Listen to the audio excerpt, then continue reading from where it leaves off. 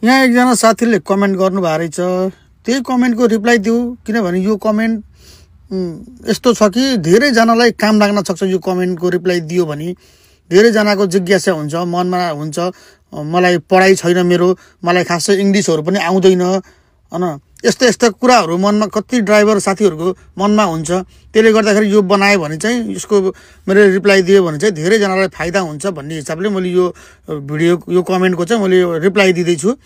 Poland आउँदा दाइ ड्राइभरमा पढाइ कति चाहिन्छ दाइ रिप्लाई दिनु होला भन्नुभएको छ। पोल्यान्ड जस्तै युरोपमा आउनलाई ड्राइभर भिजामा आउनको लागि पढाइ कति चाहिन्छ, हाम्रो एजुकेसनहरू कति चाहिन्छ, यो कुराको खण्डन हुन्छ, विषयको छलफल हुन्छ आजको यो भिडियोमा। भिडियो अन्तिमसम्म हेरिदिनु होला। हजुरका साथीभाइहरू कोही युरोप जाने सोचमा हुनुहुन्छ ड्राइभरमा भने यो भिडियो सेयर गरिदिनु होला, सेभ गरेर राख्नु होला, काम लाग्न सक्छ है। फ्याक्ट्री वर्करमा आउनुहुन्छ भने युरोपतिर खासै पढाइ चाहिँदैन, तर ड्राइभरमा आउँदै हुनुहुन्छ भने हामी भिजा लगाउनको लागि हाम्रो 10 पास +2 एजुकेसनको सर्टिफिकेट चाहिँदैन। कुनै पनि कम्पनीले माग्दैन हाम्रो पढाइ कति हो भनेर, पढाइको सर्टिफिकेट माग्दैन, चाहिँदैन। तर हामी ड्राइभरमा आउँदाखेरि हामी ड्राइभरमा आइसकेपछि यहाँ हामीले कुरा गर्ने, अफिसमा गएर कुरा गर्ने, आफूलाई के चाहियो, मलाई के जरुरत छ त्यो कुरा गर्ने त इङ्ग्लिसमै हो। किनभने यहाँको भाषा हामीलाई आउँदैन, यता हिन्दी पनि चल्दैन, नेपाली त झन् चल्ने कुरै भएन। युरोपतिर एसियनहरू धेरै छैनन्, त्यसले गर्दाखेरि यता हामी बोल्ने भनेकै इङ्ग्लिस हो।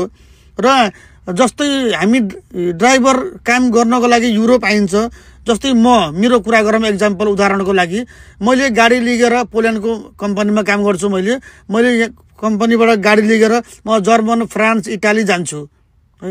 अनि के कसरी कुरा हुन्छ, कसरी काम गर्ने, फोनको भरमा काम गर्ने हो त इङ्ग्लिस त आउनै पर्यो। ल ठिकै छ, ट्रान्सलेट गरेर कुरा हुन्छ हाम्रो। ट्रान्सलेट गरेर कम्पनीले लोड गर्ने कम्पनीको मेसेज गर्छ, अनि कुन ठाउँमा जाने हो एड्रेस पठाइदिन्छ, अनि मेसेजलाई हामीले ट्रान्सलेट गरेर गुगल ट्रान्सलेट गरेर हेरिन्छ कम्पनीले मलाई यो भनेको रहेछ भनेर।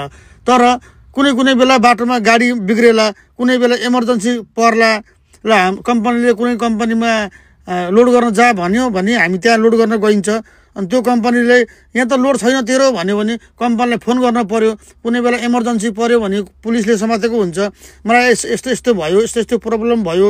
हरेक बेलामा ट्रान्सलेट गरेर गुगल ट्रान्सलेटर मात्रै काम चल्दैन। त्यसले गर्दाखेरि बेसिकल्ली इङ्ग्लिस आफूलाई चाहिने भनौँ, हल्का फुल्का बोल्न सक्ने र अरूले बोलेको हल्का फुल्का बुझ्न सक्ने, यति चाहिँ हुनपर्छ है ड्राइभरको लागि।